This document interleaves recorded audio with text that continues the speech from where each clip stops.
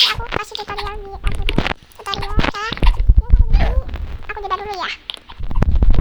Ini udah di depan mata.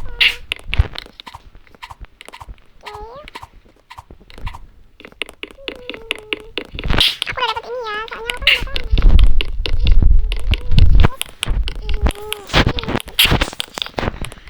kan udah guys, gitu aja sih. See you next, bye bye. Nanti aku bakal kasih tutorial cara dapetin aksesoris gratis ya sama Bobax. Bagus banget ya, tinggal kalian itu pilih yang mana yang aku harus tutorialin ya, yang mana yang kodok atau yang itu, atau aksesoris kepala yang itu kelinci apa nggak tahu itu ya.